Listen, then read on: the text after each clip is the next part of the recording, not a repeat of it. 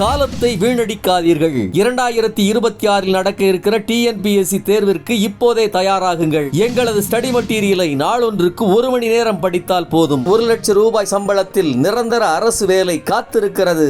அனுபவம் நிறைந்த பேராசிரியர்களால் தயாரிக்கப்பட்ட 350 பக்க மெட்டீரியல் ரூபாய் 1000 மட்டும். மேலும் விவரங்களுக்கு திரையில் தெரியும் தொலைபேசி எண்களுக்கு உடனே தொடர்பு கொள்ளுங்கள். பெங்களூரு மகாதேவபுரா தொகுதியில் ஏறத்தாழ 1 லட்சத்துக்கும் மேற்பட்ட போலி வாக்குகள் காரணமாகத்தான் காங்கிரஸ் தோல்வியடைந்திருக்கிறது. இந்த முறையில் தான் 2024 நாடாளுமன்ற தேர்தலில் மோடி வெற்றி பெற்றிருக்கிறார் என்று குற்றம் சாட்டியிருக்கிறார் ராகுல் காந்தி. ராகுல் காந்தியின் குற்றச்சாட்டுக்கு பதில் சொல்லியிருக்கிற தேர்தல் ஆணையம் என்ன சொல்லியிருக்கு தெரியுமா? இதை நீங்கள் நிரூபிக்கவில்லை என்றால் 3 வருஷம் சிறைன்னு சொல்லிட்டு ஏற்கனவே வெப்சைட்டில் இருந்த விவரங்களையும் பிளாக் பண்ணிடுச்சு. தேர்தல் ஆணையத்தின் சார்பாக பதில் சொல்லி வருபவர்கள் பாரதிய ஜனதா கட்சிக்காரர்கள். அதாவது ராகுல் காந்தி சொன்னது உண்மைதான், நாங்கள் 2 பேரும் கூட்டுக்களவாணிகள் தான் என்று நிரூபிச்சிருக்கிறாங்க. ராகுல் காந்தி சொல்லியிருக்கிற இந்த குற்றச்சாட்டு என்பது புதிது கிடையாது. 2024 தேர்தலின் போது வாய்ஸ் ஆஃப் டிஎன் அமைப்பின் சார்பாக கூட்டம் நடத்தி 79 தொகுதிகளில் இந்த மோசடி நடைபெற்றிருக்கிறது. உண்மையிலே மோடி தோற்றிருக்கிறார், இது திருடப்பட்ட தேர்தல் என்று பேசியிருக்கிறோம். நினைவிருக்கிறதா? நீங்கள் எல்லாம் மறந்து போவது தானே மோடியினுடைய பலம். 2019 தேர்தல், 24 தேர்தல் எல்லாவற்றிலும் இந்த மோசடி குற்றச்சாட்டை எழுப்பியிருக்கோம். இப்போ ராகுல் காந்தி தரவுகளோடு இதை நிரூபிச்சிருக்காரு. சுப்ரீம் கோர்ட்டில் கேஸ் போட்டிருக்கிறோம். ஏதாலையும் எதுவும் நடக்கலை. அப்போது இந்த பீகார் தேர்தலுக்கு முன்னால் இந்தியா கூட்டணி என்ன செய்ய வேண்டும், என்ன செய்தால் உச்சநீதிமன்றம் யோசிக்கும் என்பதை சொல்லியிருக்கிறேன். நேற்றைக்கு ராகுல் காந்தி பேசியிருப்பது பெங்களூரில் ஏதோ ஒரு சட்டமன்ற தொகுதியில் நடந்திருக்கிற ஒரு மோசடி அல்ல. இந்திய தேர்தல் ஜனநாயகமே நிற்குமா நிற்காதா, தேர்தல் ஜனநாயகம் ஒன்று இருக்குதா இல்லையா என்பது பற்றியது இந்திய வரலாற்றிலேயே நிகழாதது. இவ்வளவு முக்கியமான தலைப்பு செய்தியில் இடம்பெற வேண்டிய விஷயத்தை தமிழ் இந்து பத்திரிகை எத்தனாவது பக்கத்தில் போட்டிருக்காங்க தெரியுமா? 12வது பக்கத்தில். வணக்கம். நேற்று பெங்களூருவில் பத்திரிகையாளர் சந்திப்பு ஒன்றில் எதிர்க்கட்சித் தலைவர் ராகுல் காந்தி ஒரு அணுகுண்டை வீசியிருக்கிறார். இந்த அணுகுண்டு என்பது அழிவுக்கானதல்ல, ஆக்கப்பூர்வமான அணுகுண்டு. இந்திய தேர்தல் ஜனநாயகத்தை காப்பாற்றுவதற்கு இருக்கின்ற கடைசி நம்பிக்கையாக அது வெளியிடப்பட்டிருக்கிறது. அந்த குண்டை அவர் வீசியிருக்கிறார். இன்றைக்கு எங்கள் வாக்கு எங்கள் உரிமை என்ற ஒரு பேரணி ராகுல் காந்தி தலைமையில் பெங்களூருவில் காங்கிரஸ் கட்சி நடத்தியிருக்கிறது. நேற்றைய செய்தியாளர் சந்திப்பில் என்ன சொன்னார் என்பதை நீங்கள் விரிவாக பார்த்துருப்பீங்க. அது சுருக்கமாக அதன் செய்தியை மட்டும் நம்ம பார்ப்போம். பெங்களூரு சென்ட்ரல் நாடாளுமன்ற தொகுதி, அதற்குள்ள 6 சட்டமன்ற தொகுதிகள் இருக்குது. அதில் 5 சட்டமன்ற தொகுதிகளில் காங்கிரஸுக்கு பெரும்பான்மை வாக்கு கிடைத்திருக்கிறது. ஒரு சட்டமன்ற தொகுதியில் பிஜேபி ஏற்கனவே பெரும்பான்மை வாக்கை பெற்றிருக்கிறது. கடந்த 2024 நாடாளுமன்ற தேர்தலில் இந்த நாடாளுமன்ற தொகுதியில் காங்கிரஸ் நாம் தான் வெற்றி பெறுவோம் என்ற நம்பிக்கையோடு இருந்திருக்கிறார்கள். ஆனால் பிஜேபி வெற்றி பெற்றிருக்கிறது. இது அந்த ஒரு தொகுதியில் மட்டும் இல்லை, கர்நாடகாவில் காங்கிரஸ் வெற்றி பெறும் என்று உறுதியாக நம்பிய 9 நாடாளுமன்ற தொகுதிகளில் காங்கிரஸ் தோல்வியடைந்து பிஜேபி வெற்றி பெற்றிருக்கிறது. அந்த 9ல் இந்த ஒரு தொகுதியை எடுத்துக்கிட்டாங்க. அந்த ஒரு தொகுதிக்குள்ள சட்டமன்ற தொகுதி வாரியாக பார்த்தாக்கா இந்த ஒரு தொகுதியில் பிஜேபி அசாதாரணமான வாக்கு வித்தியாசத்தில் வெற்றி பெற்றிருக்கிறது. இது எப்படி என்று ஆய்வுக்கு எடுத்துக்கொண்டு பார்த்தபோது அந்த மகாதேவபுரா என்ற ஒரு சட்டமன்ற தொகுதியில் மட்டும் 1,250,000 போலி வாக்குகள் பதிவு செய்யப்பட்டிருப்பதை காங்கிரஸ் கட்சி கண்டுபிடித்திருக்குது. இதுக்கு ஒரு 50-60 பேரை போட்டு 6 மாதம் வேலை பார்த்துருக்குறாங்க. ஏன் 6 மாதம் இப்படி வேலை பார்க்கணும் என்று சொன்னால், தேர்தல் ஆணையம் இந்த வாக்கு எண்ணிக்கை வாக்குப்பதிவு விவரங்களுடைய டிஜிட்டல் டேட்டாவை தர மறுக்கிறது, கொடுக்கவில்லை. அதனால் என்ன செய்கிறாங்கன்னா பிரிண்டில் அந்த காப்பியை கொடுத்துருக்குறாங்க. அந்த பிரிண்டில் கொடுத்த காப்பி என்பதில் வாக்காளர்கள் என்ன வாக்கு போட்டாங்க இந்த விவரம் இருக்குது. அப்போது இதில் எத்தனை போலி வாக்காளர் இருக்கிறாங்க, இதில் எத்தனை அட்ரஸ் ஃப்ராடு, இதை கண்டுபிடிக்கணும் அப்படின்னு சொன்னாக்கா ஒருவேளை கணினியில் செலுத்த முடிந்தால் ஒரு நிமிஷத்தில் அதை கண்டுபிடிச்சிடலாம். ஆனால் இப்படி கொடுத்துருக்கும் போது இதை என்ன செய்யலாம், சரி ஸ்கேன் பண்ணுவோம், ஸ்கேன் பண்ணி எடுத்துட்டு கம்ப்யூட்டரில் போட்டு பார்ப்போம் அப்படின்னு முயற்சி பண்ணால் ஸ்கேன் பண்ணவும் முடியல. ஸ்கேன் பண்ண முடியாத ஹார்டு காப்பியாக அதை கொடுத்துருக்குறாங்க. அதன் விளைவாக நேற்று ப்ரெஸ் மீட்டில் இதை அடுக்கி வச்சுருந்தாங்க. ஒரு 7-8 அடி உயரத்துக்கு அடுக்கி வச்சுருக்கிறாங்க அந்த பேப்பரை. அதை எல்லாம் 6 மாதத்துக்கு ஆராய்ச்சி செய்து கண்டுபிடிச்சிருக்காங்க. என்ன கண்டுபிடித்தார்கள் என்றால், ஒன்று டூப்ளிகேட் ஓட்டர், டூப்ளிகேட் ஓட்டர் அப்படின்னு சொன்னால் ஒரு ஓட்டரே பல இடத்துல இருக்கிறது. அடுத்தது அட்ரஸ், பொய் அட்ரஸ். மூணாவது, ஒரு அட்ரஸில் 50 பேர், 60 பேர், 80 பேர் அப்படி இருக்கிற மாதிரி முகவரிகள், பொய்யான முகவரிகள். அப்புறம் ஃபோட்டோ வந்து பொய்யா இருக்கிறது. அதுக்கப்புறம் ஃபார்ம் 6 வந்து மோசடியாக செய்திருப்பது. இப்படி இத்தனை வகைகளில் இந்த மோசடி நடந்திருக்குது. ஒவ்வொரு வகையிலும் சில எடுத்துக்காட்டுகளை அந்த எலெக்ஷன் ஐடென்டிட்டி கார்டை ஸ்க்ரீனில் டிஸ்பிளே பண்ணி அவர் விளக்கியிருக்கிறார். ஆதித்ய ஸ்ரீவத்சவான்னு ஒருத்தர், அவர் வந்து கர்நாடகாவில் ஓட்டு போட்டிருக்காரு, யூபியில் ஓட்டு போட்டிருக்காரு, மகாராஷ்டிராலையும் ஓட்டு போட்டிருக்காரு. அதுக்கு பிறகு பொய்யான அட்ரஸ்ஸு அப்படின்னா அதில் 3 வகை. ஒன்று அட்ரஸே இல்லாதது, டோர் நம்பர் சைபர்னு போட்டிருக்குது, அப்பா பேர் அம்மா பேரில் ABCDEFGன்னு போட்டிருக்குது. இப்படியெல்லாம் வந்து இருக்கக்கூடியதை 40,000க்கும் மேற்பட்ட வாக்குகளை எடுத்து காட்டியிருக்காரு. அடுத்தது, ஒரு சிங்கிள் பெட்ரூம் இடத்துல வாக்காளர்கள் 80 பேர், 46 பேர் அந்த மாதிரி முகவரிகளை காட்டியிருக்கிறார்.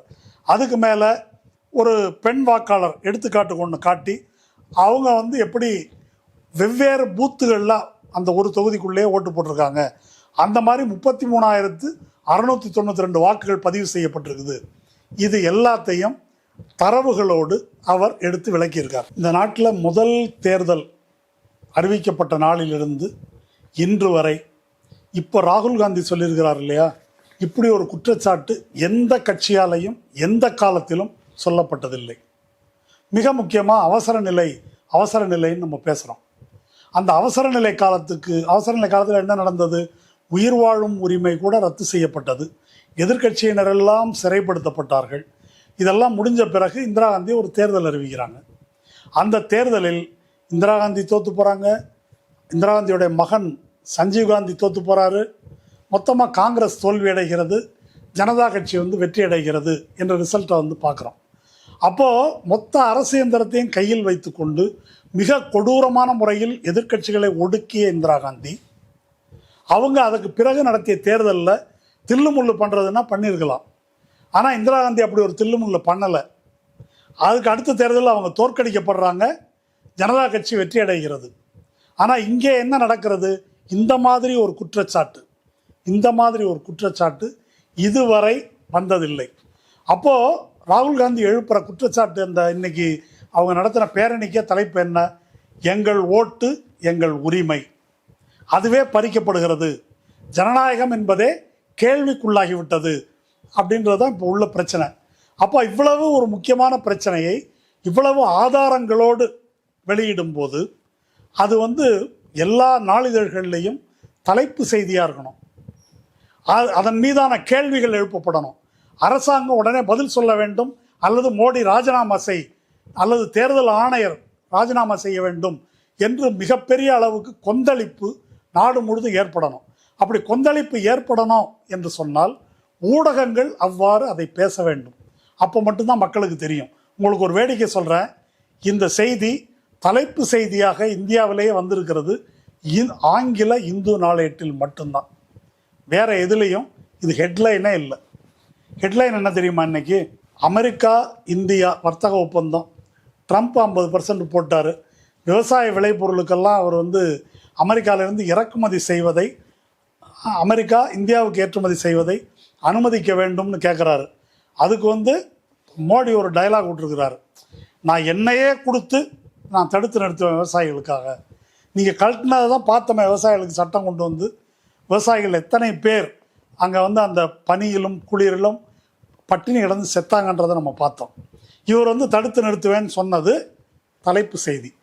மற்ற பத்திரிகைகள் எல்லாம் எப்படி வெளியிட்டிருக்கின்றன அதை நீங்கள் பாருங்கள். இப்போ இந்தியில் அதிகமாக படிக்கக்கூடிய பத்திரிகை தைனிக் ஜாகரன் அப்படின்ற பத்திரிகை. அது வந்து அந்த பத்திரிகையில் நல்லா கவனிங்க, ஹிந்தியில் ஆக பெரும்பான்மையான மக்கள் படிக்கின்ற பத்திரிகை தைனிக் ஜாகரன். அதில் இந்த செய்தி ஃப்ரண்ட் பேஜ் நியூஸே கிடையாது, முதல் பக்கத்திலே இந்த செய்தி வரல.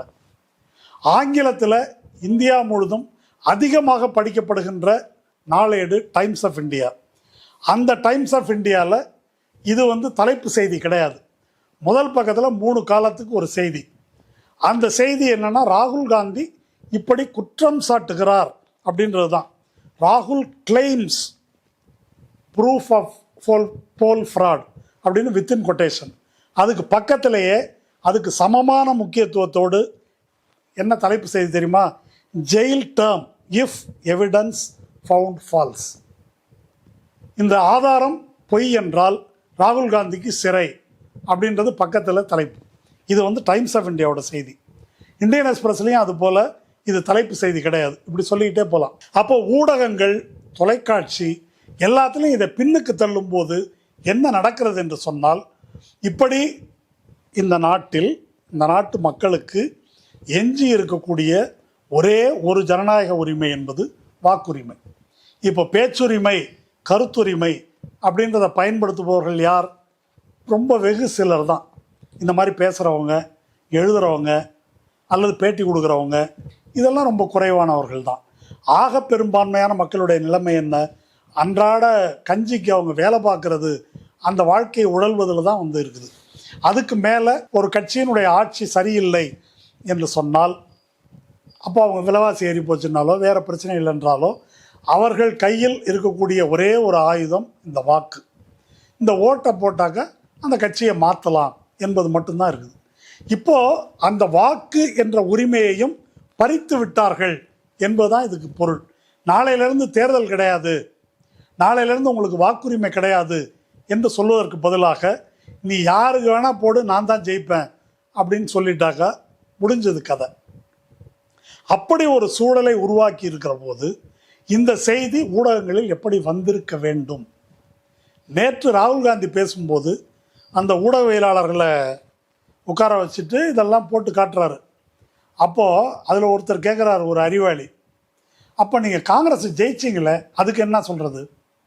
இதோட கேள்வி. இப்போ காங்கிரஸ் ஜெயிக்கிற இடத்துல ஜெயிக்கிற மாதிரி, இப்போ தமிழ்நாட்டில் திமுக தோத்துருச்சு, பிஜேபி ஜெயிச்சிருச்சு பண்ண முடியுமா? பண்ண முடியாது. அப்போ சில இடங்களில் அப்படி செய்வது, எங்கே ஏமாற்ற முடியுமோ அங்கே இப்படி செய்வது என்ற உத்தியைத்தான் கையாண்டிருக்கிறார்கள். அதுதான் அவர் விளக்கி சொல்கிறாரு. இது ஒருத்தன் கேள்வி. அப்புறம் இன்னொருத்தன் கேள்வி, இன்னொரு பத்திரிகையாளர், சரி அப்புறம் என்ன பண்ண போகிறீங்க? இது ஏதோ ராகுல் காந்தி பிரச்சனை மாதிரி. அப்புறம் என்ன பண்ண போகிறீங்க அப்படின்னா, இது ராகுல் காந்தி ஏதோ சொத்து பிரச்சனையா? அவர் சொந்த ஏதாவது பஞ்சாயத்தா? இது மக்களுடைய வாக்குரிமை பறிக்கப்படுகிறது, ஜனநாயகம் என்ற பேச்சுக்கே இடம் இல்லாமல் போகுது என்பது குறித்து எதிர்த்த மாதிரி உட்கார்ந்துருக்கிற பத்திரிகையாளர்களில் நான் பார்த்த வரைக்கும் ஆக பெரும்பான்மையினருக்கு சூடு சொரணையே இல்லை. ஒருத்தனுக்கும் இது என்ன பிரச்சனைன்ற தீவிரம் இல்லை. அந்த அளவுக்கு பத்திரிகையாளர்களே, ஊடகத்தில் வேலை பார்க்குறவங்களே கூலிப்பட்டாளமாக மாறி இருக்கக்கூடிய நிலைமையை பார்க்குறோம். ஊடக முதலாளிகளை பற்றி சொல்ல வேண்டியதில்லை, இப்படி தான் செய்தி வந்திருக்குது. அப்போது இந்த குற்றம் என்பது தேர்தல் ஆணையமும் மோடியும் அல்லது பாரதிய ஜனதாவும் மட்டும் செய்கிற குற்றம் அல்ல. இதில் ஈக்குவலான பார்ட்னர்ஸ் யாருன்னாக்கா ஊடகங்கள். இந்த ஜனநாயகத்தை குழி தோண்டி புதைப்பதில் அவர்கள் கூட்டு களவாணிகளாக செயல்பட்டிருக்கிறார்கள். மக்களை இருட்டில் வைத்திருக்கிறார்கள். இப்போது இந்த தரவுகளோடு விளக்கியதற்கு என்ன எதிர்வினை வந்தது தேர்தல் ஆணையத்திடமிருந்து? இப்படி மோசடி நடந்திருக்குது. இந்த மோசடி தேர்தல் ஆணையமும் மோடி அரசும் கூட்டாக சேர்ந்து செய்திருக்கிற மோசடி. குறைந்தபட்சம் இதுபோல 25 நாடாளுமன்ற தொகுதிகளில் மோசடி நடந்திருந்தாலும் கூட மோடி இன்றைக்கு பிரதமராக இருக்க மாட்டார், அவர் பிரதமர் ஆகியிருக்க முடியாது. அப்படி நடந்திருக்கிறது என்று நான் குற்றம் சாட்டுகிறேன். இதில் தேர்தல் ஆணையமும் மோடி அரசும் கூட்டு என்று நான் குற்றம் சாட்டுகிறேன் என்று தெளிவாக ராகுல் காந்தி அந்த பிரஸ் மீட்டில் குற்றம் சாட்டுறார். உடனே தேர்தல் ஆணையம் என்ன சொல்லுது அப்படின்னா, இப்போ நீங்கள் சொல்கிறீங்களே, இது ஒவ்வொன்றையும் ஒரு ஸ்வோன் அஃபிடவிட்டாக, ஒரு பிரமாண வாக்குமூலமாக கொடுங்க. அப்படி நீங்கள் கொடுத்து அது உண்மை இல்லை என்றால் உங்களுக்கு 3 வருஷம் சிறை தண்டனை கிடைக்கும் என்று சொல்கிறது தேர்தல் ஆணையம். இப்படி தேர்தல் ஆணையம் சொல்ல முடியுமா? இது அங்கேயே ஒரு நிருபர் கேட்குறாரு. கேட்கும்போது அதுக்கு ராகுல் காந்தி பதில் சொல்லுகிறார், நான் எதிர்க்கட்சி தலைவர், நான் ஒரு அரசியல்வாதி, நான் பொது மேடையில் தரவுகளோடு சொல்லுகிறேன், இதுவே பிரமாண வாக்குமூலம்தான். தேர்தல் ஆணையம் யோக்கியமானதாக இருந்தால் இவர் சொல்வது பொய், தரவுகள் பொய் என்று சொல்ல வேண்டும். அதை அவர்கள் சொல்லவில்லை, மாறாக என்னை மிரட்டுகிறார்கள். பொய் என்று சொல்லக்கூடிய தைரியம் அவர்களுக்கு இல்லை என்று அங்கே அவர் குற்றம் சாட்டுகிறார். இப்படி இந்த தகவல்களை வெளியிட்ட உடனேயே இன்னைக்கு ட்விட்டரில் பார்க்குறேன் பல பேர் உடனே எலெக்ஷன் கமிஷன் சைட்டுக்கு போய் பார்த்தாக்கா ஏற்கனவே அதில் இருந்த டேட்டாவை பூரா பிளாக் பண்ணிட்டாங்க. அது பார்க்க முடியாத வண்ணம் தடுக்கப்படுகிறது. ஆளுங்கட்சியாகிய பாரதிய ஜனதா கட்சி இதுக்கு என்ன சொல்லியிருக்குது? மகாராஷ்டிரா முதல்வர் ஃபட்னவிஸ் அவருக்கு மூளையில் ஏதோ கோளாறு, ராகுல் காந்திக்கு. இதிலெல்லாம் ஒன்றும் கோளாறு கிடையாது, தேர்தல் ஆணையத்தில் கோளாறு இல்லை, ராகுல் காந்திக்கு தான் மூளையில் கோளாறு. ஒரு நேரம் 75 லட்சம் வாக்குகள் அதிகமாயிடுச்சு மகாராஷ்டிரான்னு சொல்கிறாரு, இன்னொரு நாள் 1 கோடின்னு சொல்கிறாரு. இது ஃபட்னவிஸ். இன்னொன்று சம்பித் பாத்ரா என்று பாரதிய ஜனதா கட்சியினுடைய ஸ்போக்ஸ் பர்சன், அவர் என்ன சொல்கிறார் அப்படின்னா, அப்போ காங்கிரஸ் ஜெயிச்ச இடத்துலலாம் என்ன கணக்கு அப்படின்னு அவர் கேட்குறாரு, பெரிய அறிவாளி மாதிரி. இது ஒரு விஷயம் புரிந்து கொள்ள வேண்டும். சதுரங்க வேட்டையில் அந்த கதாநாயகனுடைய டயலாக் போல முழு பொய் சொல்லி ஏமாத்தினா மாட்டிக்குவோம். இது அரை உண்மையாக இருக்கணும் நம்ம சொல்கிறது என்பது போல், எங்கே பிஜேபி ஜெயிக்க வாய்ப்பு இருக்கிறதோ அந்த இடத்துல தில்லுமுள்ளு செய்வது, எங்கே ஜெயிக்க வாய்ப்பே இல்லையோ அந்த இடத்துல அந்த வேலையை காட்டுவதில்லை என்ற முறையில் தான் இது அரங்கேற்றப்பட்டிருக்கிறது. ஃபட்னவிஸ் கேட்குறாரு, நேற்றுக்கு 75 லட்சம்ன்றீங்க, இன்னைக்கு அப்படி தான், இன்னைக்கு 1 கோடின்னாக்கா அப்படி தான் சொல்ல முடியும். ஏனென்றால் இந்த தரவுகளை தேர்தல் ஆணையம் கொடுக்கவில்லை, ஊகமாகத்தான் சொல்ல முடியும். டிஜிட்டல் தரவுகளை தேர்தல் ஆணையம் தரும் பட்சத்தில் இதை அம்பலப்படுத்த முடியும். அப்படி திட்டமிட்டே இதை மறைக்கிறார்கள் என்பதுதான் ராகுல் காந்தி சொல்லியிருக்கிற குற்றச்சாட்டு. அதுக்கு மேலே மிக முக்கியமாக அவர் ஒன்று சொல்லியிருக்காரு. இன்னைக்கு ஸ்பெஷல் இன்டென்சிவ் ரிவிஷன் என்பதை தேர்தல் ஆணையம் பீகாரிலும் அதற்கு பின்னால் எல்லா மாநிலங்களிலும் ஏன் நடத்துகிறது என்று சொன்னால், இங்கே பெங்களூரில் நாங்கள் இதை கண்டுபிடித்து விட்டோம் என்பது அவர்களுக்கு தெரிந்து விட்டது. இப்போ புதிய போலி வாக்காளர்களை சேர்க்க முயல்வதை நாங்கள் அந்த குட்டை உடைச்சிட்டோம். அந்த மோசடி, அந்த முறை, அந்த மெத்தடை இப்போ அரங்கேற்ற முடியாது என்பதனால தான் 1 லட்சம் வாக்காளரை சேர்க்க முடியாது. அப்போ என்ன செய்யலாம்? நீக்கலாமே. யாரை நீக்கலாம்? யார் பிஜேபிக்கு ஓட்டு போட மாட்டானோ அவனை எல்லாம் பட்டியலிருந்து நீக்கிடலாம்.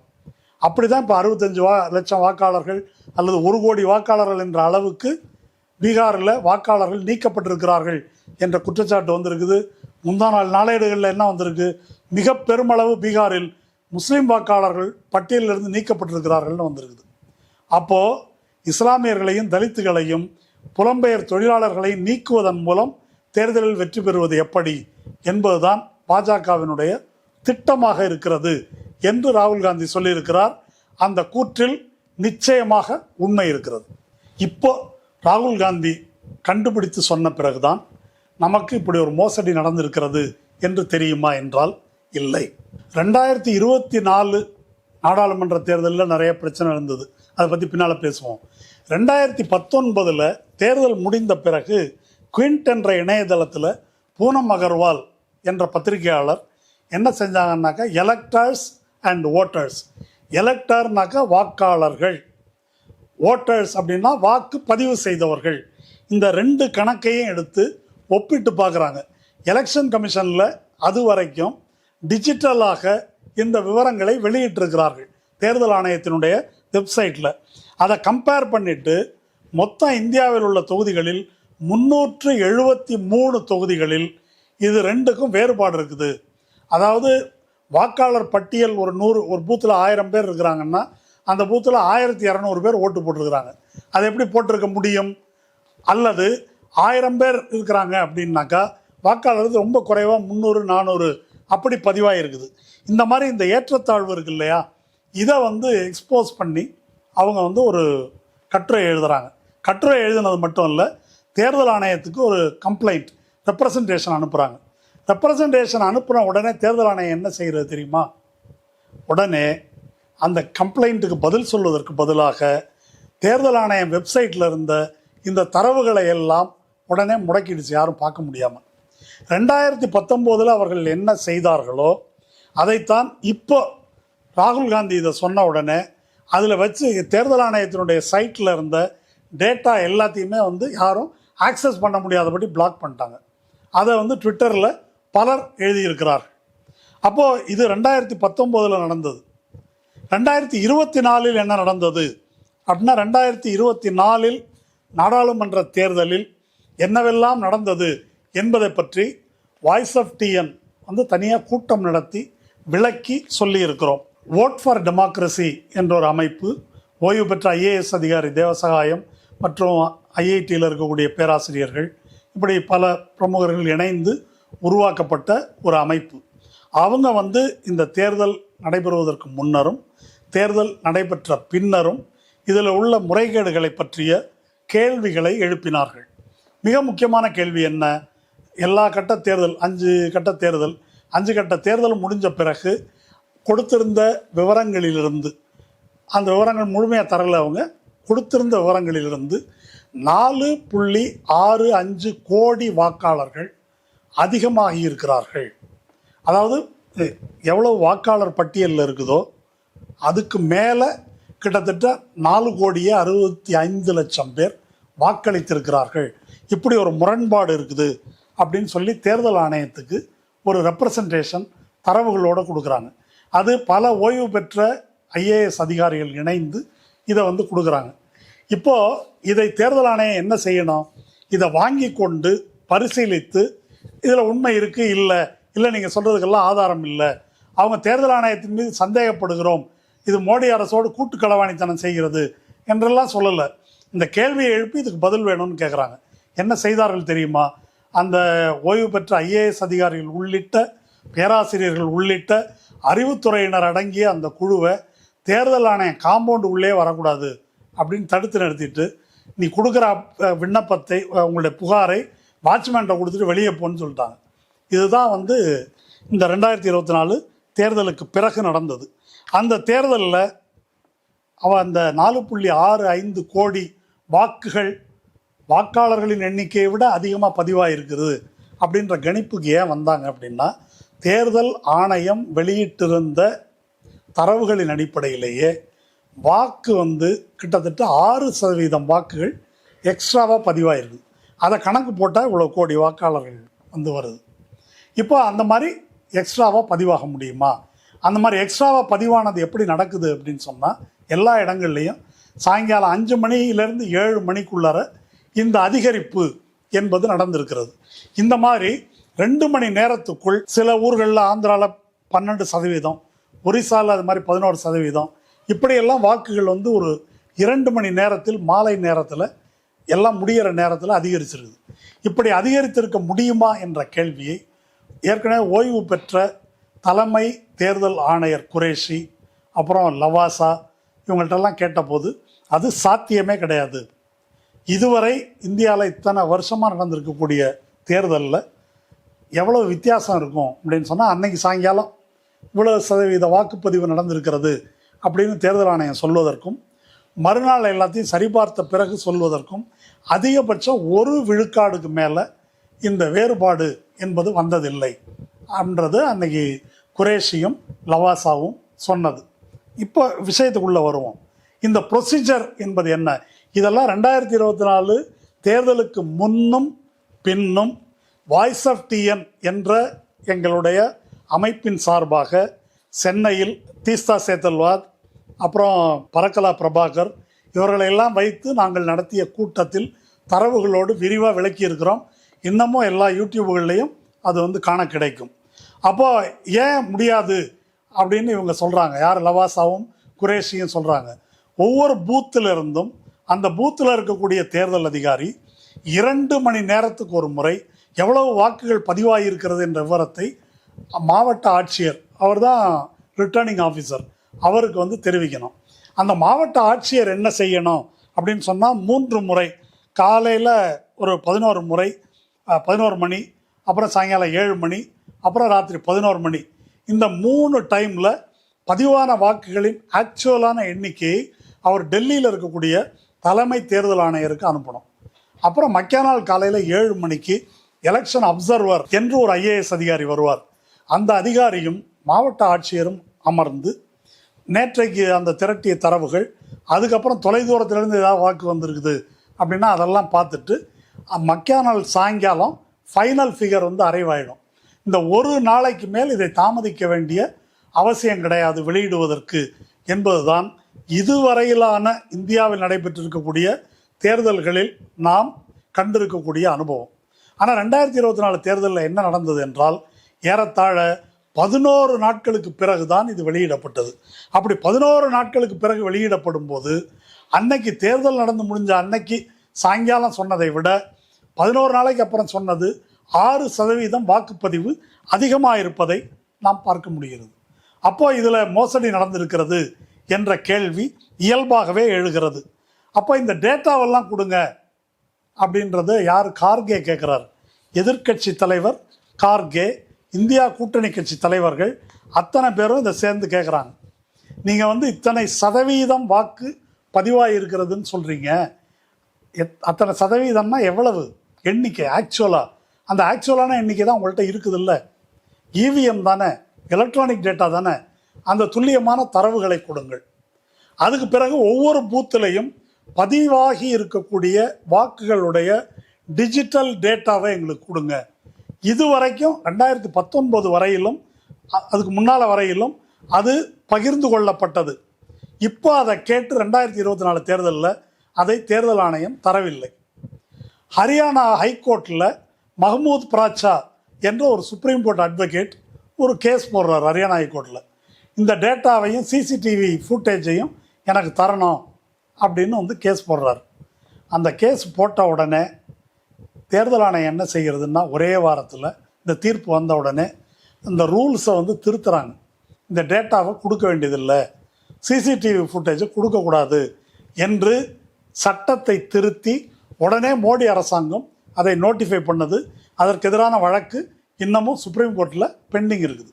அப்போது இந்த விவிபேட் என்பதை எண்ண வேண்டும். அதாவது இப்போ வாக்கு பதிவு செஞ்ச உடனே விவிபேட்டில் பிரிண்ட் ஆகி விழுது. அப்படி பிரிண்ட் ஆகி விழும்போது இப்போ நான் சூரியனுக்கு ஓட்டு போடுறேன், இல்லை ரெட்டை இலைக்கு ஓட்டு போடுறேன். நான் சூரியனுக்கு அழுத்தி அது ரெட்டை இலையில் விழுதுன்னு வச்சுங்க. இப்போ நான் பார்த்துடுறேன். நான் பார்த்துட்டேன்னா இப்போ போலிங் ஆஃபீஸர்கிட்ட சொல்கிறேன், ஏங்க நான் சூரியனுக்கு அழுத்தினேன், அது ரெட்டை இலையில் விழுது அப்படின்னு சொன்னால் அந்த போலிங் ஆஃபீஸர் என்ன சொல்கிறாரு அப்படின்னா, இப்போ நான் சொல்கிறது நடந்தது. எங்கள் அஸ்ஸாமில் ஒரு ரிட்டையர்டு டிஜிபி, நான் இந்த சின்னத்துக்கு ஓட்டு போட்டேங்க, வேற ஒரு சின்னத்துக்கு விழுந்திருக்குது அப்படின்னோடனே அந்த ஆஃபீஸர் என்ன சொன்னாருன்னா, அப்படியா, அப்படி உட்காருங்க, இன்னொரு 3 பேர் ஓட்டு போடுவாங்க, அவங்களும் அதே மாதிரி கம்ப்ளைண்ட் பண்ணணும். ஒருவேளை அப்படி அவங்க கம்ப்ளைண்ட் பண்ணலைன்னா நீங்கள் 3 வருஷம் உள்ளே போகணும், பொய்யாக கம்ப்ளைண்ட் கொடுத்தீங்க அப்படின்னு. இதுதான் தேர்தல் அதிகாரி, தேர்தல் ஆணையத்தினுடைய அணுகுமுறை. இப்போ விவிபேட் என்பது எதற்காக பல கோடி ரூபாய் செலவில் அறிமுகப்படுத்தப்பட்டது? இது டிரான்ஸ்பரன்சி வேணும். நான் யாருக்கு வாக்கு போடுகிறேன் என்பது எனக்கு தெரியணும். அந்த பொத்தான எழுதுனா அது எங்கே போகுதுன்னு தெரியணும். அப்போது வாக்கை அந்த வாக்கு சீட்டுகளை நேரடியாக எண்ணணும் என்ற கோரிக்கை ஏன் நிறைவேற்றப்படுவதில்லை? அதுக்கு டைம் ஆகுதுன்றாங்க. இத்தனை நாளாக இந்திய தேர்தல் ஜனநாயகத்தில் ஆகாத டைமு அதில் ஆக போதா? முன்ன மேனுவலாக போட்டிருந்த ஓட்டுக்கு 6 நேரத்தை விட இதுக்கு ஆக போகிறதில்ல. ஒரு தேர்தல்ன்றதை 5 கட்டமாக நடத்துகிறாங்க, மாத கணக்கில் நடத்துகிறாங்க. அப்போ அப்படி நடத்தும் போது ஆகாதது ஒரு நாள் எக்ஸ்ட்ரா கவுண்டிங் காணதுனால என்ன குடிமுடிகிறோம்? அதை ஏன் எண்ண மறுக்கிறார்கள்? ஏன் இந்த டிஜிட்டல் ரெக்கார்டை தர மறுக்கிறார்கள்? இப்போ ராகுல் காந்தி சொல்கிறாரு, இந்த பிரிண்டில் இருக்கிறத கொடுக்குறாங்க, அதையும் ஸ்கேன் பண்ண முடியாது. இப்போ ஒரு பேர் சொல்கிறாங்க, ஸ்ரீவத்சவாவோ ஏதோ ஒரு பேர், அவர் பேர் இது மாதிரி பல இடத்துல யூபியில் போடுறாரு, மகாராஷ்டிராவில் போடுறாரு, கர்நாடகாலையும் ஓட்டு போடுறாரு. இப்போ அந்த அஜித் ஸ்ரீவத்சவா அப்படின்னு ஒருத்தர் டிஜிட்டலாக இருந்துச்சு அப்படின்னா, இந்தியாவில் அஜித் ஸ்ரீவத்சவான்ற பேர் பூரா கையில் வந்துடும். அந்த வயசு, அந்த ஃபோட்டோ எல்லாம் வந்துடும். அவர் வேற ஒரு இடத்துல இது மாதிரி போட்டிருந்தாக்கா, டிஜிட்டலாக இருந்தாக்கா ஒரு நொடியில் அதை கண்டுபிடிக்க முடியும். இப்போ ஃபிசிக்கலாக பிரிண்ட் பண்ணி கையில் கொடுத்து அதை ஸ்கேன் பண்ண முடிஞ்சாக்கா அதுக்கு பிறகு கம்ப்யூட்டர் அதை ஐடென்டிஃபை பண்ண வாய்ப்பு இருக்குது. ஆனால் ஸ்கேன் பண்ண முடியாத ஒரு ஃபார்மேட்டில் அதை கொடுத்துருக்குறாங்க. அப்படின்னா உங்களுடைய நோக்கம் என்ன? இதை கண்டுபிடிக்கவே முடியாத அளவுக்கு சிக்கலாக்கி இந்த அயோக்கியத்தனத்தை செய்யணும் என்ற ஒரு நோக்கத்துக்காகவே இது செய்யப்பட்டிருக்கிறது. அப்போ விவிபேட்டை எண்ண மாட்டாங்க, என் ஓட்டு நான் போட்ட சின்னதுக்கு தான் போகுதா அப்படின்னு செக் பண்ணுறதுக்கான என்னுடைய உரிமை, அதை மறுப்பாங்க. அதுக்கு மேலே இந்த டேட்டாவை கேட்டால் கட்சிக்காரங்களுக்கு கொடுக்க மாட்டாங்க, வாக்காளர்களுக்கு கொடுக்க மாட்டாங்க. அப்போ நான் பொத்தான அழுத்திட்டு கடவுள் விட்ட வழின்னு சொல்லிட்டு நான் வந்துட வேண்டிதான். அது எங்கே போகுது அப்படின்றதுக்கு எந்த உத்தரவாதமும் கிடையாது. வாக்களித்தவனுக்கே அதை தெரிந்து கொள்ளுகின்ற உரிமை என்பது கிடையாது. ஒருவேளை தவறு நடந்திருக்கு என்றாலும் அதை கேட்டால், இப்போ அதே மாதிரி ஒரு அந்த ரிட்டையர்டு டிஜிபியை எப்படி மிரட்டினார்களோ அதுபோல் இப்போ ராகுல் காந்தியை மிரட்டுறாங்க. ஸ்வான் அஃபிடவிட் போடுங்க, அப்படி இல்லைன்னா 3 ஆண்டு உங்களுக்கு தண்டனை. இதுதான் இப்போ நடந்துக்கக்கூடிய விஷயம். இப்போது பெங்களூரில் ஒரு நாடாளுமன்ற தொகுதியில், அதற்குள் அடங்கிய ஒரு சட்டமன்ற தொகுதியில் மோசடி நடந்திருக்குது என்பதனால் ஒரு பானை சோறுக்கு ஒரு சோறு என்று அப்படி ஒரு முடிவுக்கு வர முடியுமா அப்படின்னு ஒரு கேள்வி எழுப்போம். நேற்று ராகுல் காந்தி இன்னொரு சில விஷயங்களை சொல்கிறாரு, அதை பார்ப்போம்.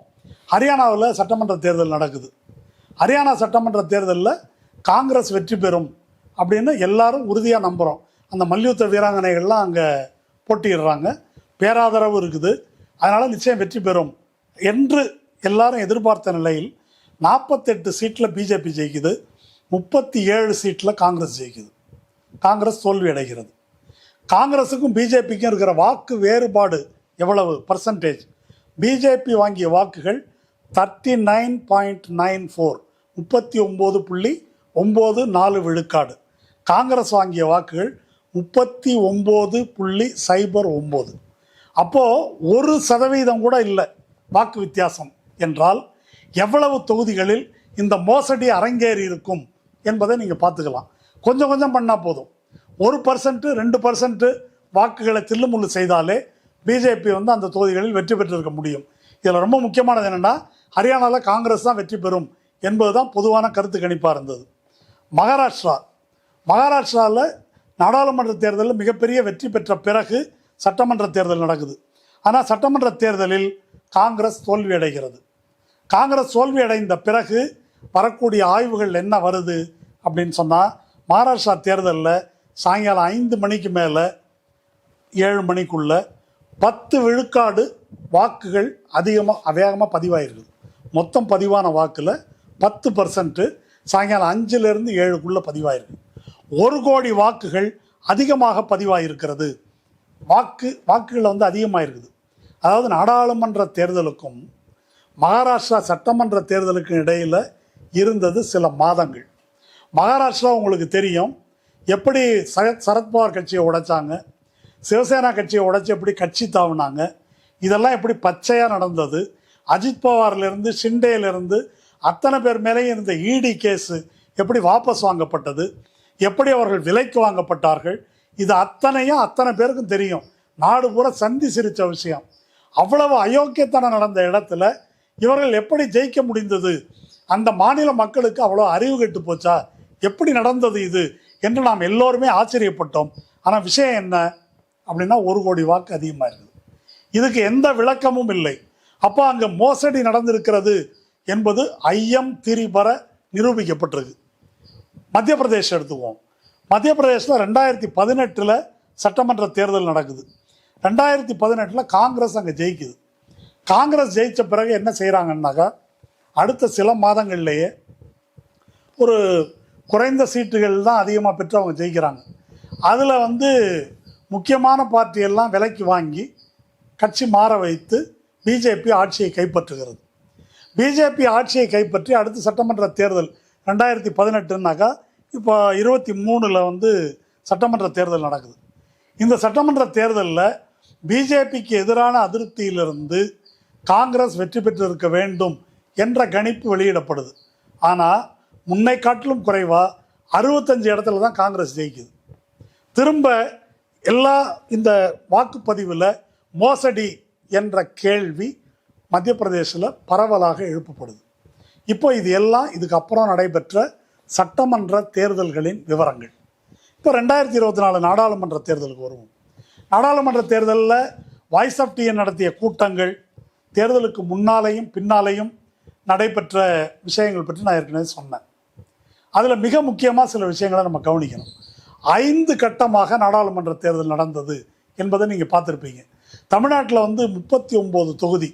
ஆனால் தமிழ்நாட்டில் ஒரே கட்டத்தில் தேர்தல் நடந்து முடிந்து விட்டது. காஷ்மீரில் மொத்தம் நாடாளுமன்ற தொகுதி 7 தான்.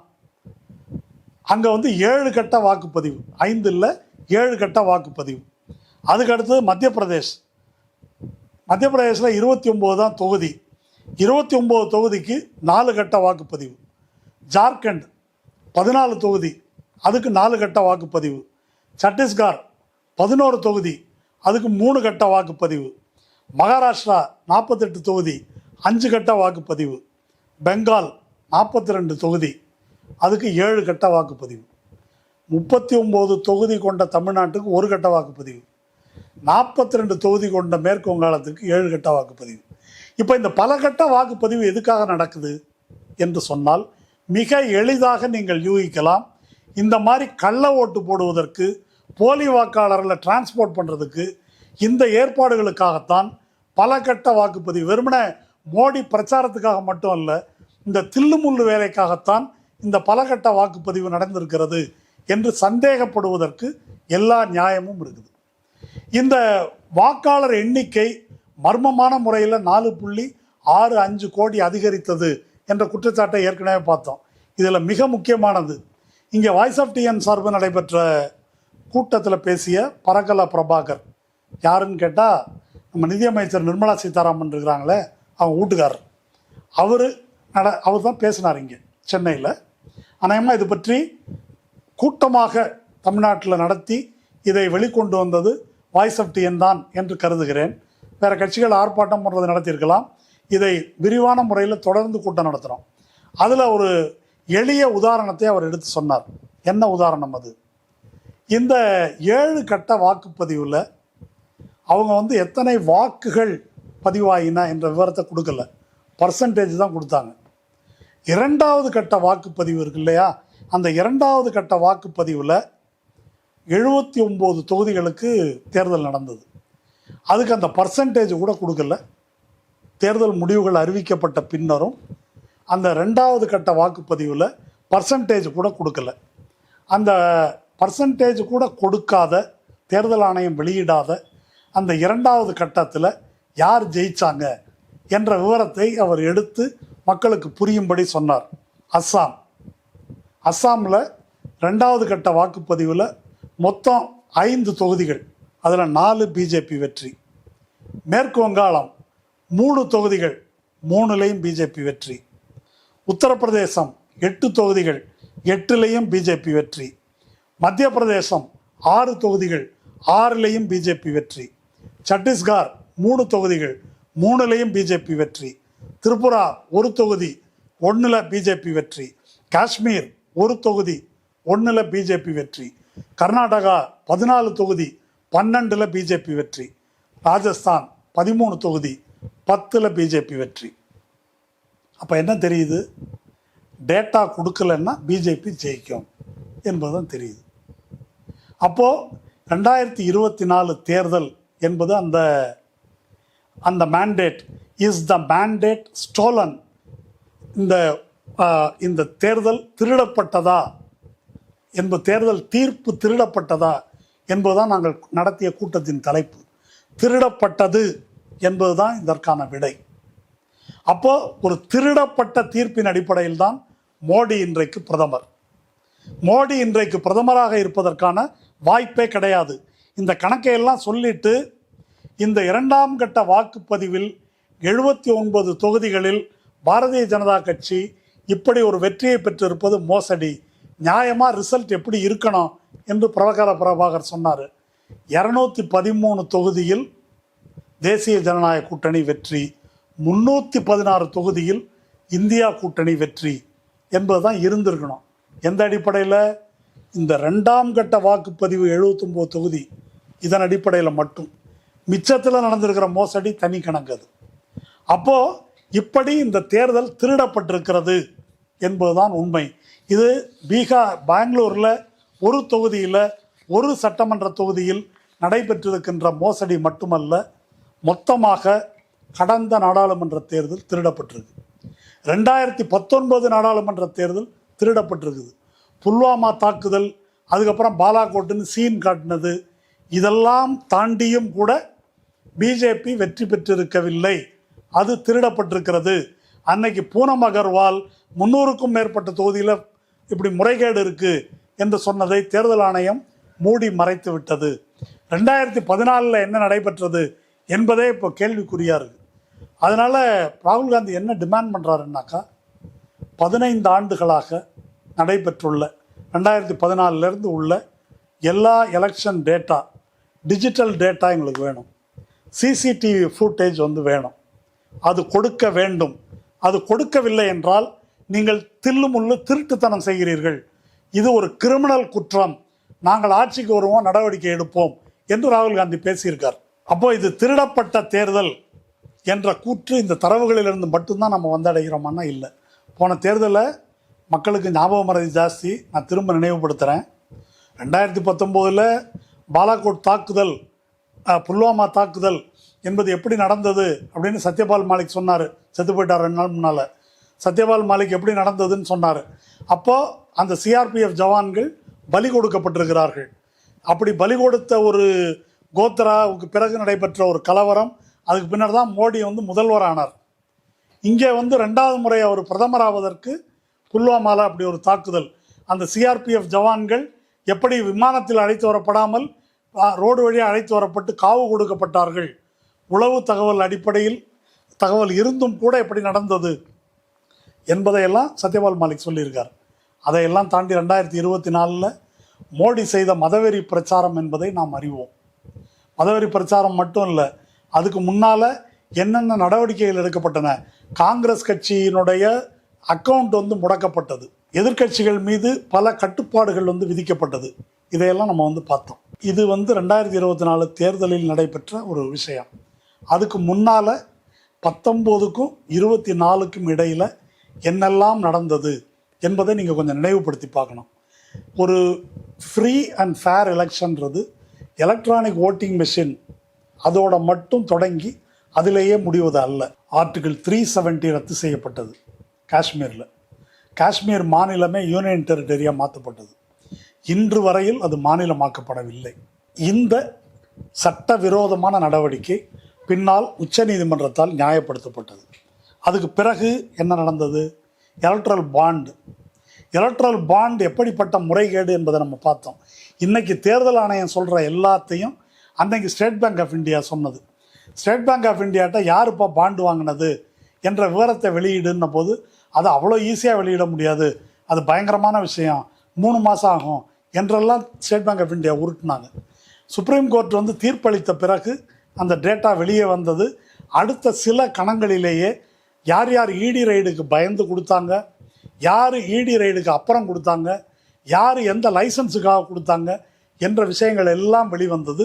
ஆனால் அதன் மீது எந்த நடவடிக்கையும் இல்லை. பிஎம் கேர்ஸ் என்ற ஒரு முறைகேட்டின் அடிப்படையில் பல 1000 கோடி திரட்டப்பட்டது. இன்னை வரைக்கும் அதுக்கு அக்கௌண்ட் வரல, அதை நம்ம பார்த்தோம். சிஏஏ என்ஆர்சி திணிக்கப்பட்டது, அது சுப்ரீம் கோர்ட்டில் இன்னும் தூங்கிட்டு இருக்குது. அந்த என்ஆர்சி இன்றைக்கு தேர்தல் ஆணையத்தின் வழியாக நடைமுறைப்படுத்தப்படுது. இந்த ஸ்பெஷல் இன்டென்சிவ் ரிவிஷன் என்ற பெயரில் இந்த நாட்டின் குடிமக்களுடைய குடி உரிமை பறிக்கப்படுவது கொல்லைப்புறமாக அமல்படுத்தப்படுது. டிமானிட்டைசேஷன் வந்தது. இன்றைக்கி சொல்கிறாங்க இது அது நோட் பந்தி, இது ஓட் பந்தி அப்படின்னு சொல்கிறாங்க.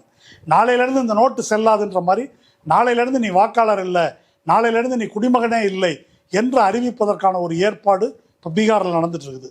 அடுத்து பெகாசஸ் வந்தது. பெகாசஸில் எல்லா எதிர்க்கட்சி தலைவர்கள், நீதிபதிகள், இவங்களுடைய தொலைபேசியெல்லாம் ஒட்டு கேட்கப்பட்டது. இவங்களெல்லாம் உளவறியப்படும் போது இப்போ அமெரிக்காவில் வாட்டர்கேட் ஊழல் அப்படின்றது என்ன? எதிர்க்கட்சிகளை வேவு பார்த்தது தான். அதனால் நிக்சன் பதவி விலக வேண்டிய கட்டாயம் ஏற்பட்டது. இங்கே பெகாசஸ் என்ற உளவு பார்ப்பது, எல்லாரையும் உளவு பார்த்தும் கூட இன்னை வரைக்கும் அந்த கேஸு சுப்ரீம் கோர்ட்டில் தூங்கி கொண்டிருக்கிறது. யுஏபிஏ, பிஎம்எல்ஏ இந்த சட்டங்களின் கீழ் எதிர்க்கட்சிகள் எப்படி ஒடுக்கப்படுகிறார்கள் பார்க்குறோம். இப்போ இடியை சுப்ரீம் கோர்ட் கழுவி ஊற்றுது. ஆனால் இந்த இடியை வைத்து கொண்டு தான் மகாராஷ்டிரத்தில் ஆட்சி கைப்பற்றப்பட்டது. பல இடங்களில் ஆட்சி கவிழ்க்கப்பட்டிருக்கிறது, அதை நம்ம பார்த்துருக்கிறோம். ஜிஎஸ்டி என்பதை வைத்துக்கொண்டு மாநிலங்களின் நிதி ஆதாரம் பிடுங்கப்படுவதை பார்க்குறோம். CBI, ED, election commission, comptroller and auditor general of India, supreme court எல்லாமே அவர்கள் கையில் இருக்கிறது என்ற சூழலில் இது ஏதோ ஒரு தேர்தல் ஆணையம் பண்ணது மட்டும் அல்ல. இன்னைக்கு தேர்தல் ஆணையம் இவ்வளவு மோசடிகளை செய்தும் தேர்தல் ஆணையத்தை சுப்ரீம் கோர்ட் எப்படி நடத்துகிறது என்பதை நீங்கள் பாருங்கள். போன 2024 தேர்தலின் போது இந்த விவிபேட்டை எண்ணணும், இதன் மீது பிரச்சனை இருக்குன்னெலாம் போட்டபோது அப்போ வெக்கேஷன் சொல்லிட்டு சந்திரசூட் கிளம்பி போயிட்டார். ஜனநாயகத்துக்கே லீவ் விட்டாங்க. இப்போ இந்த ஸ்பெஷல் இன்டென்சிவ் ரிவிஷன் பற்றி ஒரு மனு தாக்கல் செய்யப்பட்டது. அந்த மனுவை விசாரித்து ஏன் நீங்கள் ஆதார் கார்டு எடுத்துக்கக்கூடாது, ரேஷன் கார்டை எடுத்துக்கக்கூடாது என்று ஒரு நீதிபதி கேள்வி எழுப்பினார். அந்த நீதிபதி ரிட்டையர் ஆகிட்டார். இப்போ வேறு 2 நீதிபதி வந்திருக்காங்க. அடுத்த அமர்வில் விசாரிக்கிறாங்க, ஆதார் கார்டை பற்றி அவங்க பேச மாட்டேன்றாங்க. இப்போ 12ஆம் தேதி அன்றைக்கி அது வரப்போகுது. இப்போ இத்தகைய சூழலில் என்ன செய்வது? இன்றைக்கு காங்கிரஸ் நடத்தி இருக்கின்ற இந்த பேரணி என்பது மிக முக்கியமான ஒரு அரசியல் நடவடிக்கை. ஆனால் இது போதாது. பீகாரில் தேஜஸ்வி யாதவ் ஒன்று சொன்னார், நாங்கள் தேர்தலை புறக்கணிக்க நேர்ந்தாலும் நேரும் அப்படின்னு அவர் சொன்னார். காங்கிரஸ் கிட்ட இதை பற்றி கேட்டபோது அந்த ஆப்ஷன், அந்த வாய்ப்பை நாங்கள் ஓப்பனாக தான் வச்சுருக்கிறோம் அப்படின்னு சொன்னாங்க.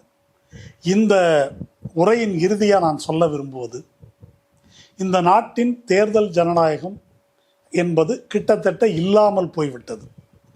இப்படி தேர்தல் ஆணையத்தில் தொடங்கி சிபிஐ, இடி, சுப்ரீம் கோர்ட், எல்லா நிறுவனங்களும், மீடியா, எல்லா நிறுவனங்களும் சேர்ந்து இந்த நாட்டின் ஜனநாயகத்தை புதைகுழிக்க அனுப்பி கொண்டிருக்கிறார்கள்.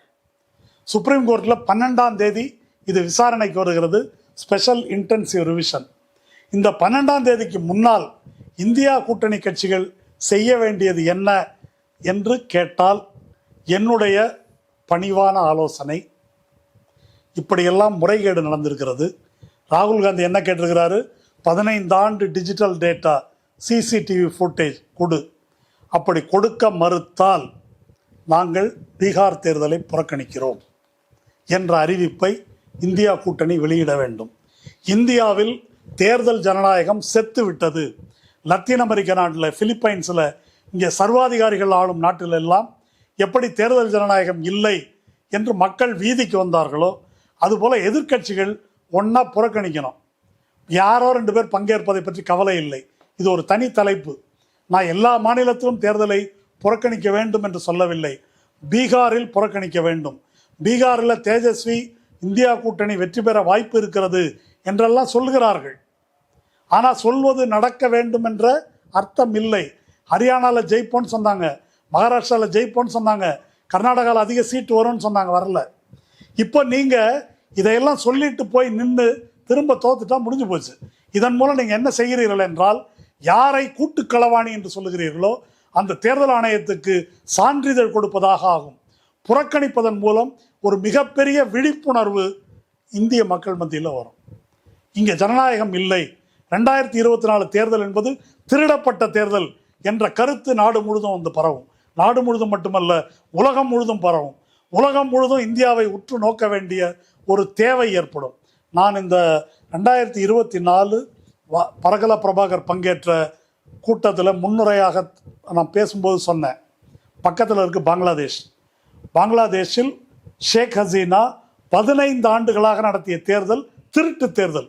எதிர்க்கட்சிகளை பூரா உள்ளே வச்சுட்டு கள்ள வாக்காளர்களை வைத்துக்கொண்டு போலி வாக்குகளை போட்டுதான் 15 ஆண்டுகளாக அந்த தேர்தல் நடைபெற்றது. 15 ஆண்டுகளுக்கு பிறகு அங்கே என்ன நடந்தது? ஒரு மிகப்பெரிய கலவரம் வெடித்தது. கலவரம் வெடித்து ஷேக் ஹசீனா தப்பிச்சு இந்தியாவுக்கு ஓடியாந்தாங்க. அதற்கு பிறகு வேறொரு ஆட்சி அங்கே வந்திருக்குது. அப்படி ஒரு கலவரம் வர வேண்டும் என்று நாம் விரும்பவில்லை. ஆனால் இதை இப்படியே அனுமதித்தா என்ன ஆகும்னா, ரஷ்யாவில் புட்டின் நடத்துவது போல, ஹங்கேரியில் விக்டர் ஆர்பன் நடத்துவது போல 20 வருஷம் 25 வருஷம் அதுக்கு ஒரு போலியான தேர்தல் நடக்கும். மக்கள் தேர்தல் ஜனநாயகத்தை, வாக்குரிமை, நம்ம ஓட்டு போடுறோம், அப்புறம் தான் இவங்க ஜெயிச்சு வராங்க, தோக்கடிக்கலாம், அப்படி ஒரு உரிமை இருந்தது என்பதை மறந்து விடுவார்கள். இன்னும் புரிகிற மாதிரி சொல்கிறேன், எப்படி தொழிற்சங்க உரிமை என்பது இன்றைக்கி இருக்கக்கூடிய ஐடி ஊழியர்களுக்கு, பல துறைகளிலும் வேலை செய்யக்கூடிய தொழிலாளிகளுக்கு தொழிற்சங்க உரிமைன்னு ஒன்று இருக்கிறதே மறந்து விட்டதோ, அப்படி வாக்குரிமை என்றொன்று இருக்கிறது என்பதையே இந்திய மக்கள் மறந்து போகும் நிலைமை உருவாகும். அந்த நிலைமை உருவாகாமல் தடுக்க வேண்டுமென்றால் ஒரே நிபந்தனை, டிஜிட்டல் டேட்டாவை வெளியிடு, சிசிடிவி ஃபுட்டேஜை கொடு. இது 2ஐயும் கொடுக்கவில்லை என்றால் நாங்கள் பீகார் தேர்தலில் போட்டியிட மாட்டோம் என்று இந்தியா கூட்டணி அறிவிக்க வேண்டும். தமிழ்நாட்டில் இது நடக்காது, அதனால் நமக்கு விதிவிலக்குன்னு நினைக்க வேண்டாம். தமிழ்நாட்டிலையும் சென்ற முறை பிஜேபி பெற்றிருக்கக்கூடிய வாக்குகள் போலியான வாக்குகள் அப்படின்னு ஓய்வு பெற்ற IAS அதிகாரி தேவசகாயம் தரவுகளோடு பேசியிருக்கிறார். தமிழ்நாட்டில் பிஜேபி ஜெயிக்க முடியாமல் போகலாம், திமுக தான் சட்டமன்ற தேர்தலில் வெற்றி பெறும் என்று இருக்கலாம். ஆனால் நாடு தழுவிய அளவில் வெற்றி பெறப்போவது யார் என்பதை பார்க்கணும். ஸ்பெஷல் இன்டென்சிவ் ரிவிஷன் என்ற ஒரு மோசடி அரங்கேறி கொண்டிருக்கிறது.